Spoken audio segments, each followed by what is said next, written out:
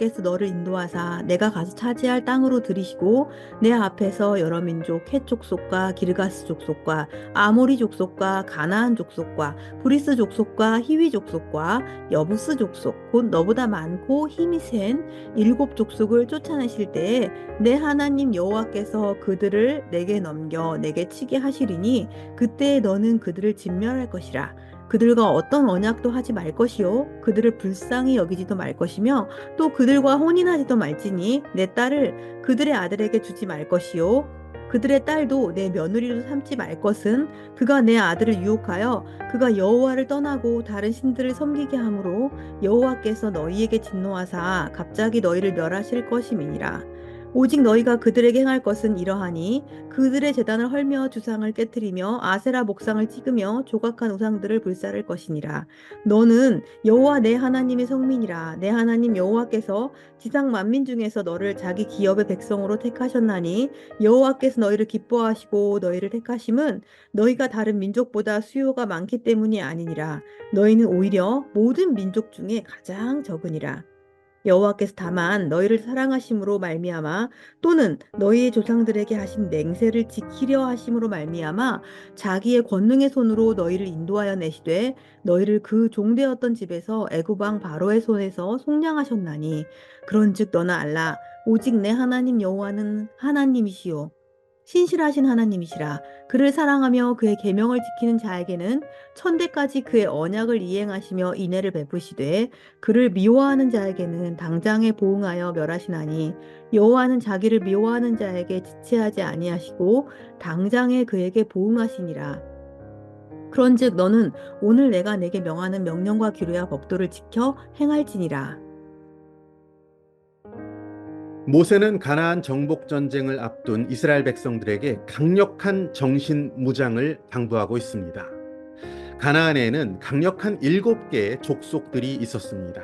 그 땅을 정복하는 전쟁을 할 때 그들을 불쌍히 여기지도 말고 진멸하라라고 하나님께서 말씀하십니다. 그들과 그 어떤 언약도 해서는 안 된다라고 말씀하십니다. 특별히 그 이방인인 그 땅의 족속들, 이 3절 말씀이죠. 가나안 족속들과는 결혼도 하지 말라라고 그 족속들과의 결혼을 완전히 금지하십니다. 7장 3절 말씀 보시면요. 또 그들과 혼인하지도 말지니 네 딸을 그들의 아들에게 주지 말 것이요. 그들의 딸도 내 며느리로 삼지 말 것은 아멘. 자, 그렇게 결혼하지 말게 하라고 하시는 그 이유를 4절에서 이렇게 밝히십니다. 그가 네 아들을 유혹하여 그가 여호와를 떠나고 다른 신들을 섬기게 함으로 여호와께서 너희에게 진노하사 갑자기 너희를 멸하실 것임이니라. 아멘. 무서운 말씀입니다.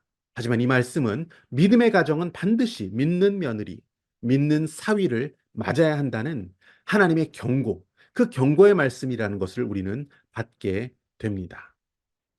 우리가 잘 알고 있는 이스라엘의 3차 포로 귀환의 주인공 느헤미야가 있습니다.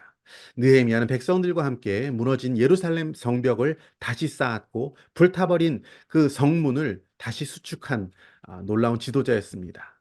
그리고 그는 포로였던 그 유다 민족에게 신앙의 회복을 위해서 참 많이 노력했던 그런 사람이었습니다. 그래서 그가 했던 일 중에서는 이방인들을 그 땅에서 다 내쫓는 일이었고 다른 신을 섬기고 있는 자들을 또 몰아내면서 신앙의 순수성을 지키고자 했던 것이 느헤미야의 일이었습니다. 매우 성공적인 결과를 얻어내긴 했지만 그것도 잠시뿐이었습니다. 이스라엘 사람들은 슬금슬금 이방 여인을 맞아들이고 그들을 아내로 삼고 살고 있었습니다. 그래서 느헤미야가 가만히 들여다보니까 그들의 자녀들의 언어가 바뀌고 있었습니다. 이방 말을 하고 있었습니다. 그런데 히브리 말을, 민족의 말을 전혀 못하고 있는 모습을 발견하게 됩니다. 확실히 세상 문화의 힘, 세상의 힘이 우리 인간들에게는 더 강력하게 작용하는 것 같습니다. 느헤미야는 이런 모습을 보면서 엄청나게 화를 냈습니다. 그래서 그들을 때리고 머리털을 뽑고 다시는 이방인들을 데려다 살지 말라고 호통을 치는 장면이 성경에 나옵니다. 여러분, 무엇이 문제입니까? 자녀 세대가 이방 말을 하는 게 뭐 그렇게 큰 문제입니까? 그 외국인들과 섞여서 살다 보면 그럴 수도 있는 거 아닙니까? 외국어 실력이 좋아졌다는데 그렇게 나쁜 일인가 싶습니다. 하지만 문제는 그것이 아니었습니다. 아이들이 히브리 말을 못 알아듣는 것입니다. 히브리어로 되어 있는 하나님의 말씀을 볼 수도 알아들을 수도 없는 세대가 되었다는 것이 큰 문제였습니다. 이방 여인들과의 결혼을 통해서 하나님을 더 이상 예배할 수 없는 세대, 하나님과 동행할 수도 없는 세대가 되었다는 사실이었습니다. 모세 역시 그런 세대가 되는 것을 우려했던 것입니다. 이방인들에게 우리 딸도 내주지 말고 아들도 주지 말자고 외치고 있습니다. 여러분, 결혼은 하나님이 세우신 매우 신성한 제도입니다. 결혼은 하나님의 선하신 목적을 이루기 위해 에, 반드시 진행되어야 한다라고 생각을 합니다. 여러분, 악한 시대였던 노아의 시대는 자기 눈에 좋은 대로, 자기 정욕에 끌리는 대로 시집가고 장가가는 일이 횡행했습니다. 그러한 일들의 결과가 무엇이었습니까? 세상에는 죄악이 관영했습니다. 결국 하나님의 심판이 이어졌던 것을 기억합니다. 여러분, 요즘 믿는 자들의 결혼은 어떻습니까? 아주 좋은 조건에 끌려서 결혼하기도 합니다. 아름다운 외모에 반해서 신앙과는 전혀 관계없는 결혼을 하고 있지는 않습니까? 어떤 경우에는 이 형제는 외국 박사학위를 준비하고 있으니까, 이 자매는 집이 마련되어 있으니까 결혼시키기도 합니다. 공무원, 철밥통이라서, 교사라서 결혼시키기도 합니다. 여러분, 그런데 어떻습니까? 다른 세계관, 다른 가치관이 그 가정 안에서 충돌하게 됩니다. 그리고 가정은 매우 심각한 위기를 맞이하게 되는 경우가 있습니다.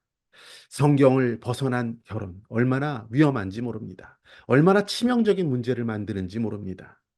여러분, 결혼은 이 세상에서의 행복과 만족한 생활을 위한 것이 아닙니다. 결혼은 영원한 만남입니다. 영원한 상급을 위해서 신앙의 가문을 이루어가는, 신앙의 자녀를 세워가는 하나님의 일입니다.